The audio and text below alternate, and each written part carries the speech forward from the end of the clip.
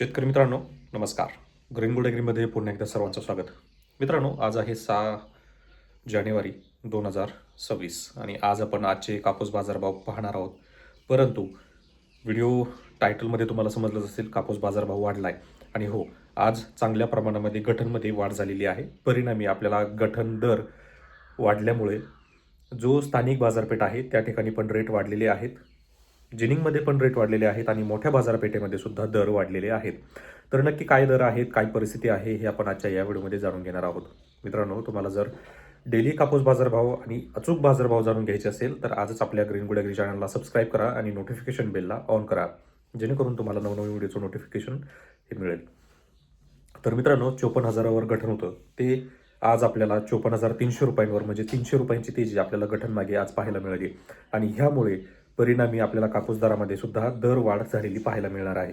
आता ही दरवाढ कशामुळे आहे सांगायची गरज नाही. 11% टॅक्स लागल्यामुळं शेतकऱ्यांच्या कापसाला बाजारभाव वाढला आणि जागतिक बाजारपेठेमध्ये सुद्धा कापसाचा दर वाढतोय.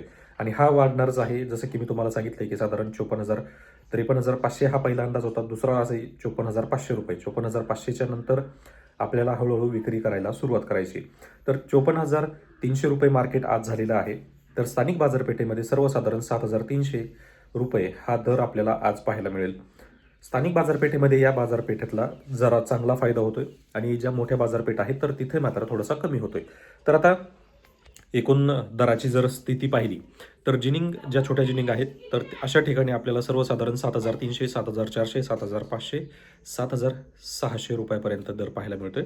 त्याच ठिकाणी जर मोठ्या जिनिंग असेल, जसं की हिंगणघाट असेल किंवा अकोट बाजार समिती असेल, तर ह्या मोठ्या बाजार समितीमध्ये दर आपल्याला जास्त प्रमाणामध्ये देखील पाहायला मिळतोय.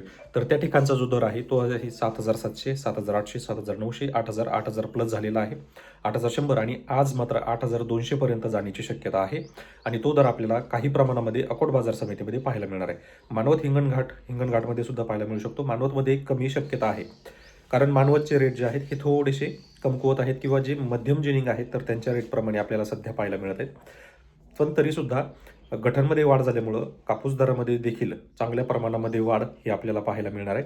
अजूनही रेट वाढतील, त्यामुळे कापूस उत्पादकांनी फार जास्त काही करू नये. कापूस वाढला म्हणून लगेच विक्री करू नये, कारण जसं जसं तुम्ही स्टेबल राहणार तसा तसा कापूस दर आणखी वाढत राहणार. कारण जे कॉटनचं कल्टिवेशन आहे हेच मुळात खूप कमी आहे, यील्ड कमी आलेला आहे, त्यामुळे बाजारभाव अजूनही वाढतील. त्यामुळे थांबून घ्या आणि अपडेटसाठी आजच आपल्या ग्रीन गुड ॲग्री चॅनलला सबस्क्राईब करा. व्हिडिओ आवडली असेल तर व्हिडिओला लाईक करा आणि जास्तीत जास्त शेतकऱ्यांपर्यंत या व्हिडिओला शेअर करा. धन्यवाद.